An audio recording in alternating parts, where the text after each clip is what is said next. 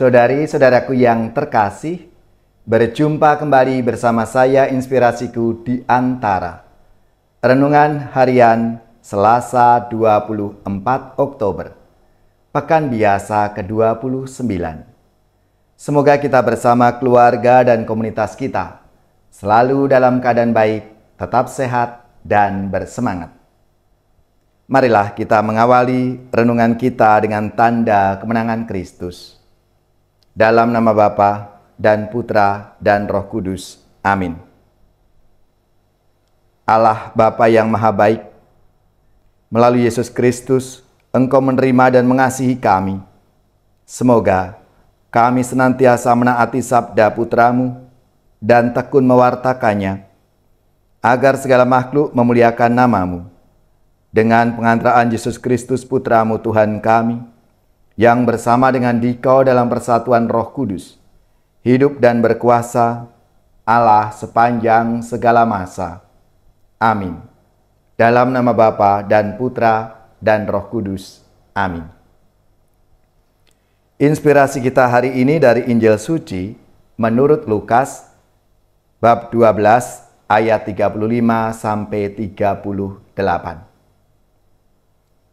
Marilah kita siapkan kitab suci kita masing-masing. Kita akan membaca bersama-sama lalu merenungkannya.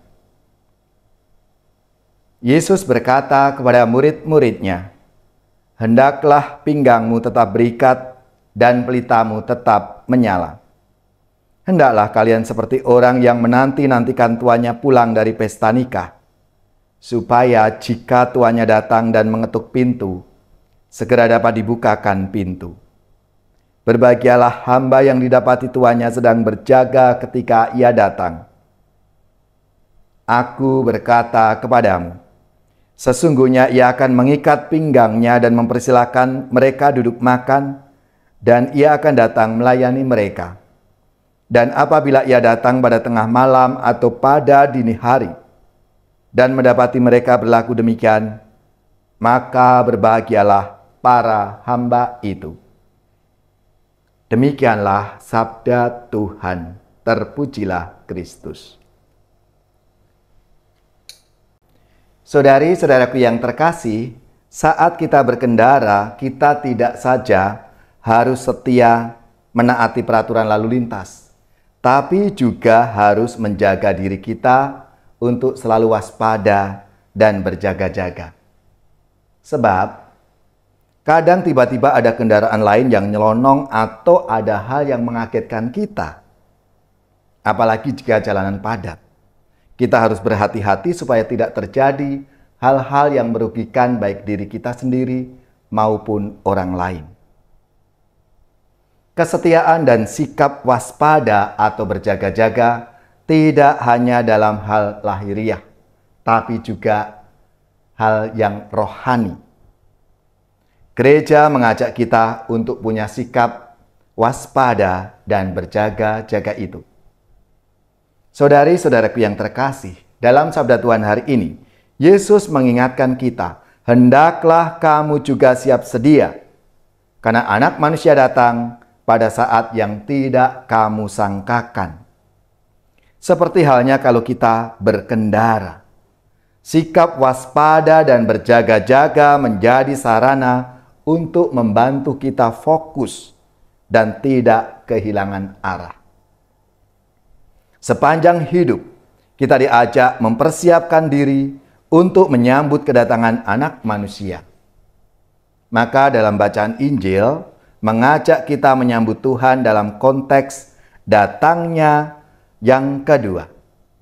Mungkin menjadi pertanyaan bagi kita, kapan Tuhan datang? Tidak ada yang mengetahui.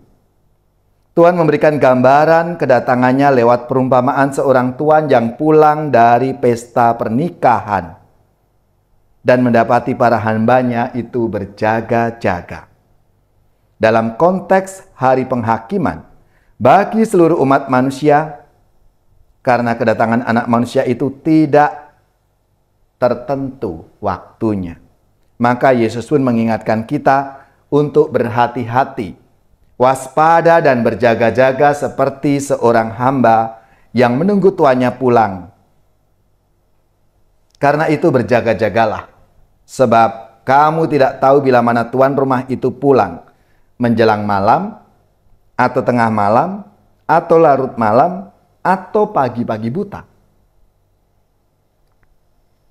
Saudari-saudaraku yang terkasih, inti sabda Tuhan hari ini mengajak kita untuk membangun kesetiaan iman yang penuh tanggung jawab dalam menyambut kedatangannya. Karena kita ini adalah hamba Tuhan yang diserai tanggung jawab untuk melaksanakan tugas kita masing-masing dalam kehidupan kita. Tugas kita adalah menjaga kesetiaan iman, bukan hanya dalam mempertahankan, melainkan juga mengembangkan sehingga pada saat Tuhan datang, kita mampu memberi kembali harta milik Tuhan itu dengan hasil yang berlimpah. Maka marilah, saudari-saudaraku yang terkasih, kita mohon rahmat Tuhan supaya kita dimampukan untuk selalu setia, berjaga, dan waspada.